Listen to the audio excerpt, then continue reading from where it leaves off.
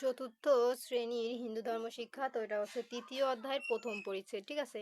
তো আজকে আমরা সমাধান করব 39 পৃষ্ঠা এবং সমাধান করব হচ্ছে এই 40 পৃষ্ঠার এইগুলো, ঠিক আছে। তো পরবর্তীতে এই দ্বিতীয় পরিচ্ছেদের ভিডিও দেখার জন্য অবশ্যই সাবস্ক্রাইব মাই চ্যানেল।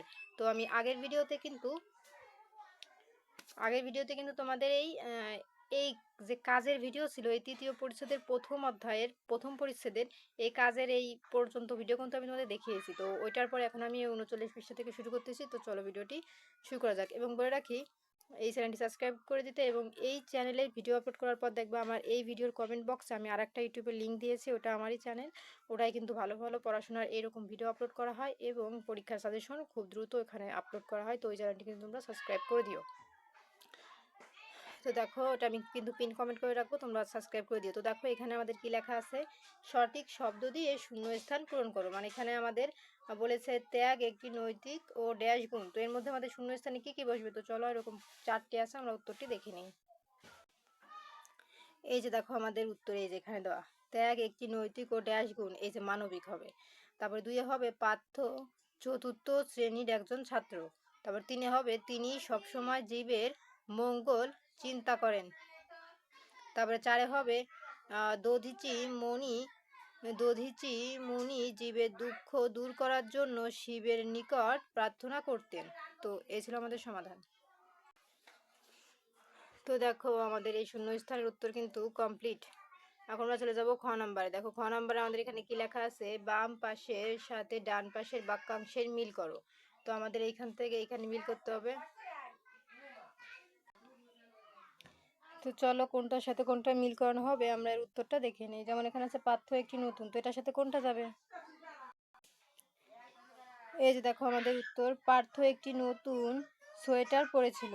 তারপর এটা হবে উত্তর। এবং 2 নম্বর হবে ত্যাগ হলো নিজের স্বার্থ না দেখে অন্যের স্বার্থ দেখা। 3 হবে দেশের জন্য আত্মত্যাগ করে তারা অমর হয়ে আছেন। 4 বৃত্রাসুর নামে এক পরাক্রমশীল অসুর ছিল। তো দেখো আমাদের কিন্তু এগুলো উত্তর কমপ্লিট। এখন আমরা চলে যাব নিচে টিক চিহ্নে। দেখো টিক চিহ্ন আমাদের একে বলেছে যে ত্যাগ কিসের অঙ্গ? তো ত্যাগ হবে হচ্ছে আমাদের ধর্মের, ঠিক আছে, এই যে গ নাম্বার। তারপরে 2 নম্বর মহান স্বাধীনতা যুদ্ধ হয়েছিল, এই যে ঘ নাম্বার হবে 1971। তারপর 3 নম্বর দধিচি মুনি কার উপাসনা করতেন? উত্তর হবে শিবের। তারপরে 4 নম্বর বৃত্রাসুর কে ছিল? উত্তর হবে অসুর। তো এই ছিল আমাদের টিক চিহ্নের সমাধান। এখন আমরা চলে যাব ঘ নম্বরের সংক্ষিপ্ত প্রশ্নে। এখানে 1 থেকে 5টা প্রশ্ন আছে। কতে বলেছে পার্থ কার সোয়েটার শিশুকে কেন দিয়েছিল? তো চলো আমরা এর উত্তরগুলো দেখে নিই। তো এই যে দেখো উত্তর, পার্থ তার সোয়েটার শিশুকে কেন দিয়েছিল? উত্তর, পার্থ তার সোয়েটার শিশুটিকে দিয়েছিল কারণ শিশুটি শীতে কাঁপছিল। শিশুটির পরনে কোনো শীতের কাপড় ছিল না। 2 নম্বর বৃত্রাসুর কার তপস্যা করত? উত্তর হবে বৃত্রাসুর শিবের তপস্যা করত। তারপরে দেখো এখানে 3 নম্বর প্রশ্ন, দেবতারা বিষ্ণুলোকে কার স্তুতি করলেন? উত্তর হবে দেবতারা বিষ্ণুলোকে ভগবান বিষ্ণুর স্তুতি করলেন।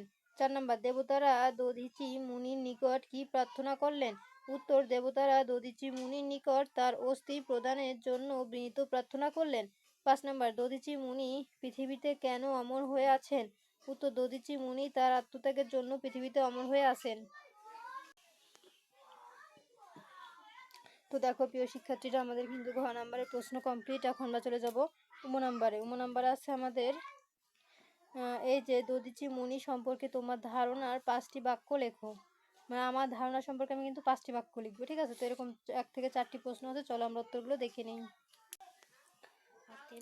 এই দেখো আমাদের প্রশ্নটা ছিল আর উত্তর হবে দধিচি মুনি সম্পর্কে আমার ধারণা নিচে 5টি বাক্য হলো। 1 দধিচি মুনি ছিলেন ত্যাগের প্রতিমূর্তি। 2 তিনি শিবের উপাসনা করতেন।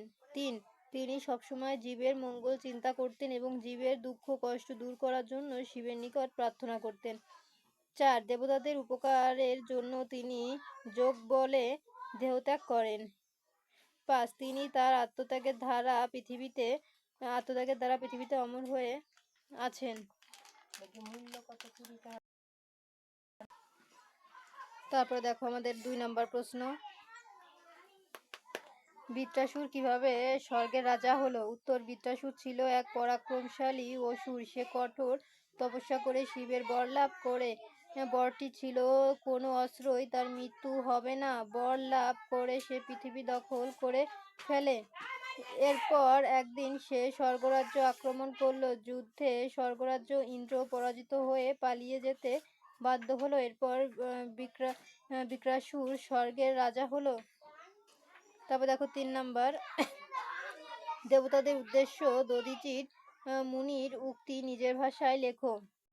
উত্তর: দেবতাদের উদ্দেশ্যে দধিচি মুনির উক্তিটি নিজের ভাষায় লেখা হলো। উত্তর হবে এই যে দধিচি মুনি দেবতাদের বলেছিলেন, এই দেহ একদিন না একদিন পরকালেই ত্যাগ করতে হবে। যদি আমার এই দেহ আপনাদের কল্যাণে কাজে আসে তবে আমি নিজেকে ধন্য মনে করব।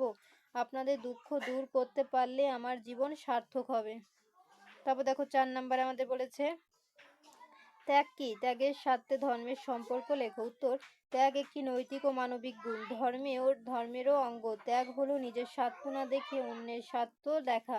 কেবল নিজের চিন্তা না করে অন্যের ভালোবাসার জন্য কাজ করা। ত্যাগের সঙ্গে ধর্মের গভীর সম্পর্ক রয়েছে, কারণ সব ধর্মই মানুষকে নিঃস্বার্থভাবে অন্যের উপকার করতে শেখায়। সত্যিকারের ধর্ম সেই যা মানুষকে ত্যাগ ও পরোপকারের সাথে পরিচালিত করে। এই ছিল আমাদের সমাধান।